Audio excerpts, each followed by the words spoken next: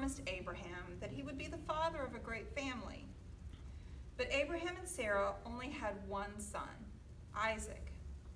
Isaac married Rebekah. For a long time, they had no children, until, with God's help, they had two boys, Esau and Jacob. Esau and Jacob were twins, but they were not like each other. Esau was big and Jacob was small. Esau had red hair and Jacob had dark hair. Esau was hairy and Jacob had smooth skin. Esau liked to hunt and Jacob stayed by the tent to watch the sheep. Esau was born first, so he was the one who was supposed to have his father's things when his father died. Isaac loved Esau the best, but Rebekah loved Jacob the best. Jacob thought it was not fair that Esau was treated special because he was the oldest. They had been born on the same day. Once Esau came home from hunting, and he was very hungry. Jacob had made some soup. Esau asked his brother for some. "I will give it to you," said Jacob, "if you will agree that I can have father's things when he dies." Esau did not think about it. What use are father's things when he dies? And what use are they when I am so hungry? He took the soup. Now there was an agreement between the brothers that Jacob would be like the oldest. Isaac was old and he could not see. He asked Esau to go hunting and make the stew that he liked best. Then Isaac would bless him. Rebekah overheard this. She thought Jacob should get the blessing, so she and Jacob made Isaac's favorite stew from lamb instead of a wild animal. They put animal skins on Jacob's arms so that he would seem hairy, and dressed him up like Esau. Jacob went to his father with the stew. Isaac believed that Jacob was Esau, and he laid his hands on him and blessed him. When Esau returned with the stew for his father, he discovered that Isaac had been tricked into giving away the blessing that should have been his. He was angry, and he threatened to kill Jacob. Rebekah asked Isaac to send Jacob away to her family to find a wife. Isaac agreed. Jacob set off quickly through the desert towards Haran, where his mother's family lived. One night, he found a rock and made it his pillow. While he slept, he dreamed of a great ladder stretching all the way into heaven. There were angels climbing up and down the ladder, and God seemed to be above and around and beside the place. A voice said, "I am the God of Abraham and Isaac. I will give this land on which you lie to you and to your descendants. Through them all the world will be blessed. I am with you, and I will bring you back to this land." When Jacob awoke, he knew that he had heard God in his dream.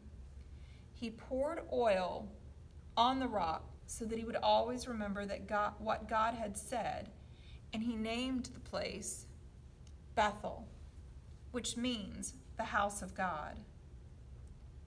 Jacob traveled on and came to a well where the shepherds watered their flocks. There was a beautiful young woman there with her father's sheep. She was Rachel, the daughter of his mother's brother.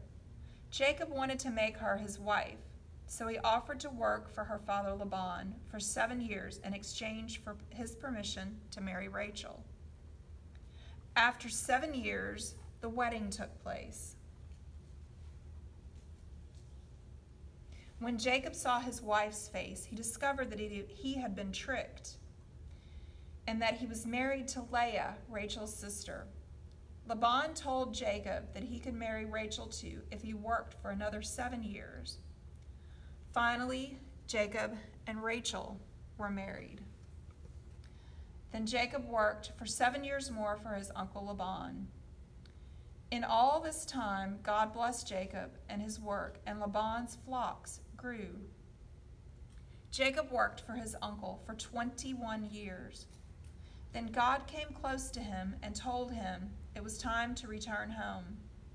Jacob packed up all that he had and began to journey home with his family. Jacob was afraid to meet his brother again. Esau had threatened to kill him and was coming to meet him with 400 men. Jacob prayed to God and sent presents to Esau. That night he went apart from his family to pray. A strange thing happened. Someone struggled with him all night. The stranger touched Jacob's thigh and his hip came out of joint, but Jacob held on until morning. The stranger said, "Let me go." But Jacob knew that this was no ordinary person. He refused to let go until the stranger had given him a blessing. The stranger said, "Your name will no longer be Jacob. You will be called Israel, for you have struggled with God and with people and have prevailed."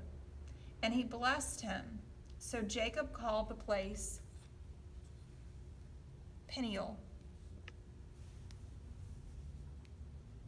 which means the face of God, because he knew that he had been struggling with God. Jacob caught up with his family, limping because of his injury. Then he went in front of them to meet Esau. He bowed down to the ground as Esau came near. Then his brother ran to him and put his arms around him. Finally, old Isaac died, and his sons Esau and Jacob buried him. Jacob, or Israel as he was now called, had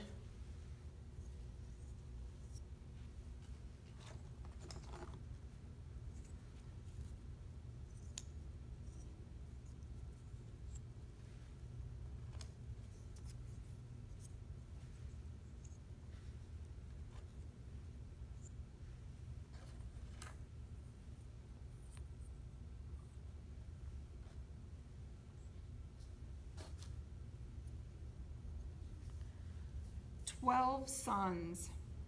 Each of these sons became the head of a tribe.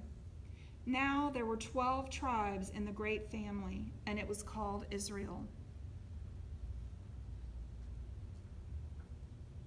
Now, I wonder what part of the story you liked best. I wonder what part is the most important.